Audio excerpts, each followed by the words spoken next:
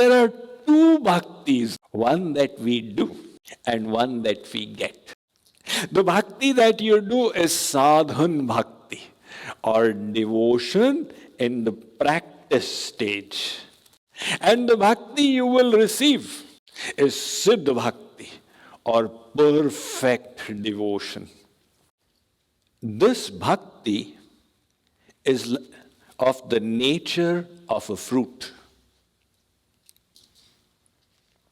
What does that mean?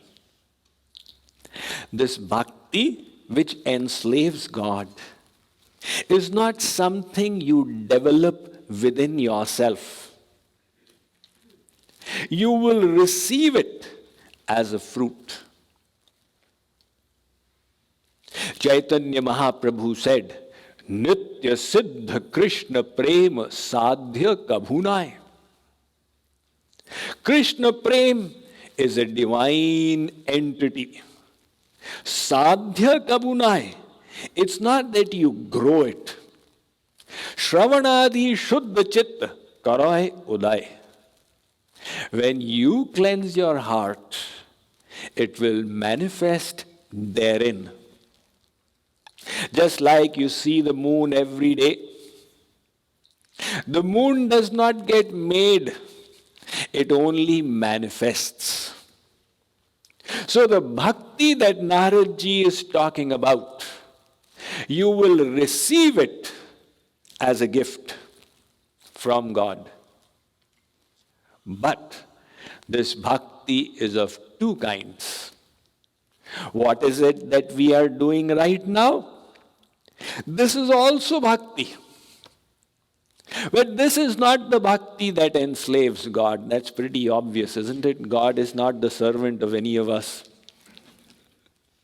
So, we are doing bhakti, but we are not there as yet. So, there are two bhaktis then.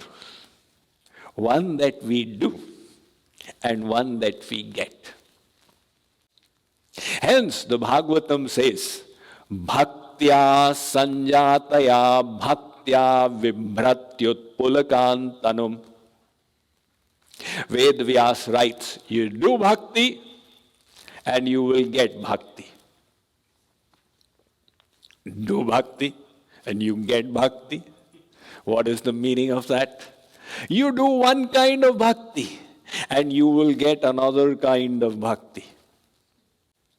The bhakti that you do is sadhan bhakti, or devotion in the practice stage. And the bhakti you will receive is siddha bhakti, or perfect devotion. Different terminologies have been used by different acharyas. Kripaluji Maharaj has said sadhan bhakti and siddha bhakti. Naradji subsequently, it's an 84 aphorism scripture. So we are on 26. Subsequently, he will say this bhakti is mukhya and gauni. So gauni is the one that we are doing, and mukhya is the one that we will receive.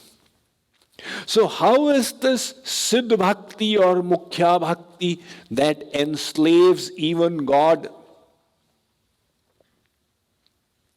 Some people ask Narad about it. So he says subsequently, Anirvachaniyam prema swarupam. This bhakti, siddha bhakti, cannot be described. And one who claims I will describe it, he has no knowledge of it. Dube so bole nahi, बोले सो अनजान, गहरो प्रेम समुद्र को डूबे चतुर Sujan. One who is claiming to describe it has not drowned in it. And one who drowns in it says, Anirvachaniyam. This is such a deep and vast ocean, one out of many truly intelligent people drowns in this ocean. So people said, Naradji, please give us a little hint about this bhakti. You are just saying, nirvachaniyam. He says, Muka swadanavat. Look, if you give good, you understand good? Is it? In different languages, it's jaggery, molasses. You give good to a dumb man and ask him, how is this? What will the dumb person do? He will only indicate. He can't go beyond that. So in the same way, this bhakti is so immense that nobody can describe. So Naradji said, Muka Swadanavat. The dumb man cannot describe. Kripaluji Maharaj says, Vachala Swadanavat. Even somebody who is able to speak, you ask him to describe the taste of rasgulla. How will he describe it? It's a subject of this sense of taste, how to describe it in words. And then if you can't describe rasgulla, how will you describe that kind of bhakti? But Naradji, to give us a little inkling, has given a few descriptions. So he says, Yat prapya siddho bhavati, amrito bhavati, tripto bhavati.